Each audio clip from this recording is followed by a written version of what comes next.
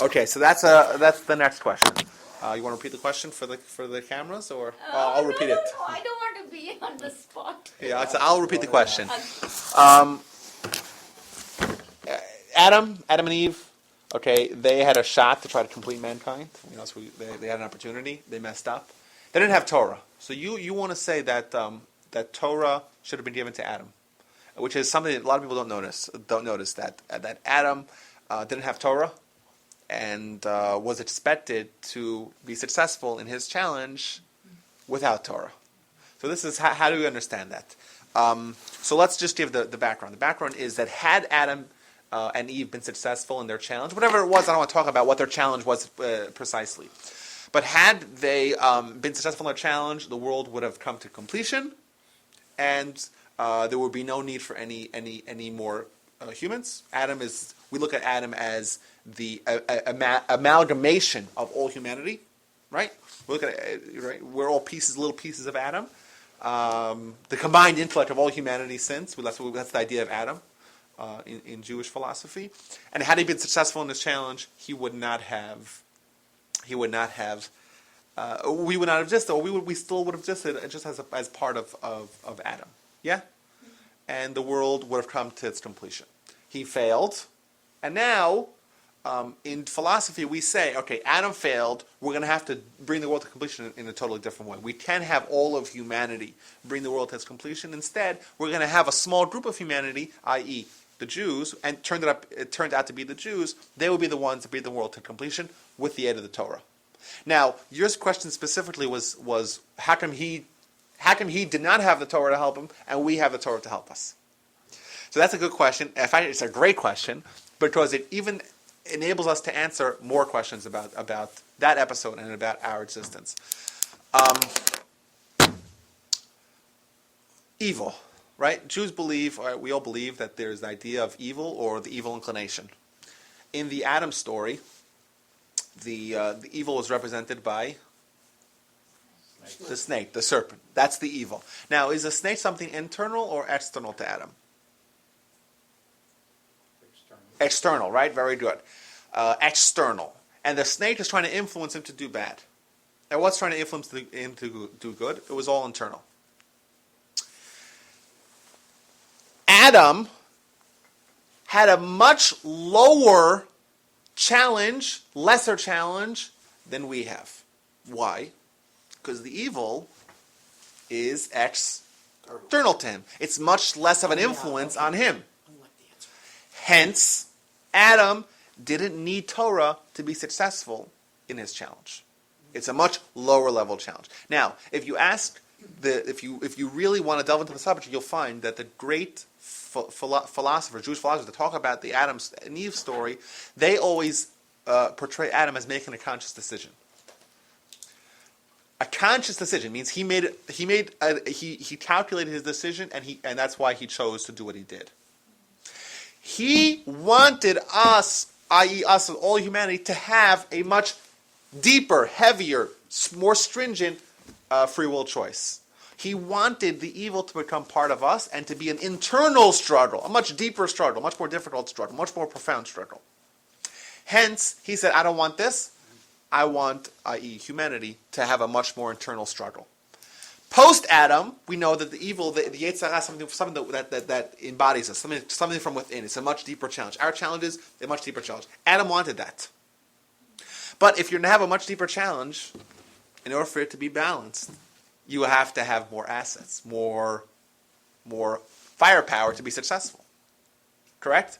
Means Adam had a fear and balance. If it's not fear and balance, there's no free will. So Adam, he didn't need Torah because the evil was external to him. He didn't have it. It was a much lower level free will. Adam says, you know what? I want to have a higher level free will choice, a more difficult choice. I want the evil to come from within. And then the only way for me to be successful is if I have an additional power or additional firepower, if you will, of the Torah. Now, we know that the Torah is our tool against our evil inclination. Means because the invitation is from within, because our free will choices are much more profound, we have the Torah to assist us. And if you look in the Talmud, it's highly, highly, highly suggestive. If you only look at one of the sources that I quoted so far, you look at this one in Kiddushin 30b, that describes the Torah as being an antidote, an antibiotics for the Yetzer Hara, for the evil inclination. Was it not the serpent convincing Eve, not Adam, to do evil? And then Adam, as a good man, listened to the woman to keep her happy. But Adam as the good man also he made a mistake. Well, remember this is it's a very simplistic. If we just try to read it, you're right. From the sources, you're correct. Yeah. For the sources, it says that Adam listened to his wife, and he's punished as he listened to his wife. But it's not a good thing. For sure. Well, we looked at it like he made a mistake, but he made a calculated decision. I didn't say he made the right decision. I said he made a calculated decision. But the evil serpent convinced Eve, Yeah, not Adam. Yeah, So but Adam did I agree. not bring it I say internally. you're right. Eve brought it internally. Well, you're right.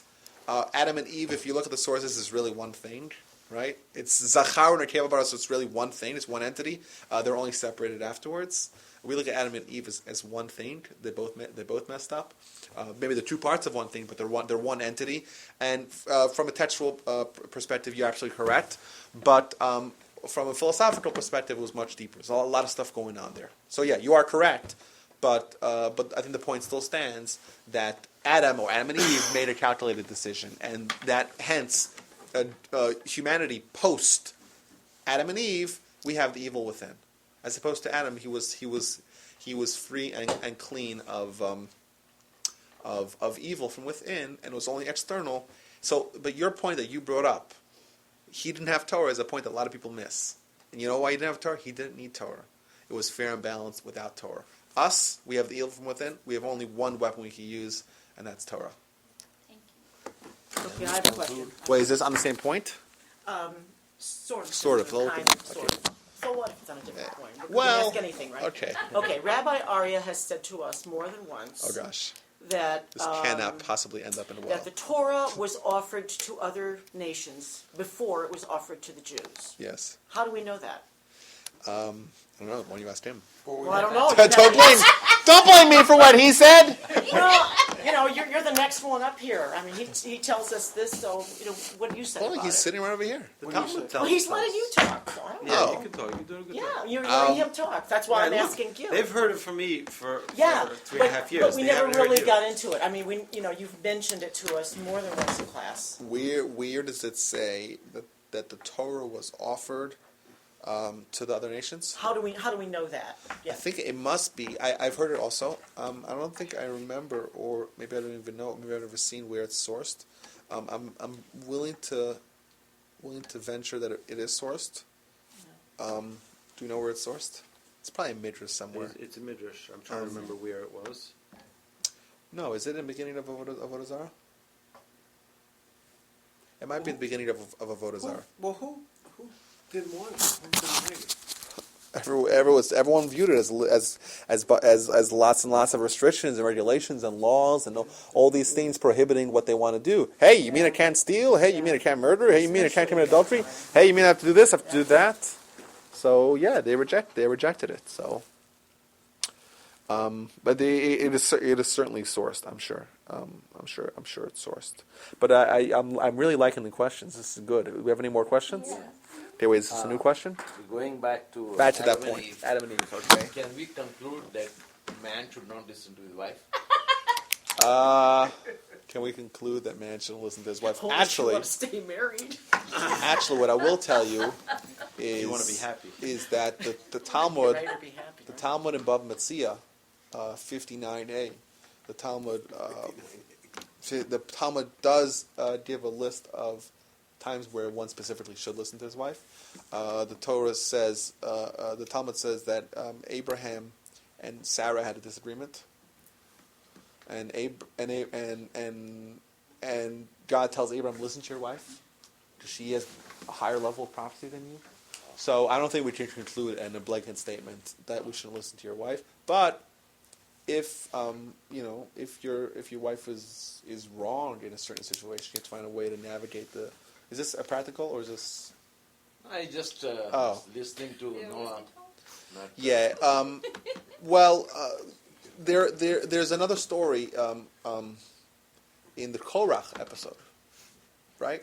Korach was he's a bad fellow in the story. He tried to rile the Jewish people up against Moses, and he had collaborators. One of them by the name of On ben Pelas, On the son of Pelas, and On ben Pelas initially was part of Korach's group, and then his wife convinced him this is not a good idea to go against Moses, and she saved him from the horrible fate that befell all the supporters of Korach. So there's lots of examples of when listening to your wife can be the right thing to do. And I would say most times women have what's called Bina Yisera, or higher intuition. Women have like a higher intuition. They're able to see things that men don't see. So many times it's good to listen. I certainly will not say that we could say in a blanket statement that we shouldn't listen to our wives. Why do you? Yeah, I'm listening. Completely off the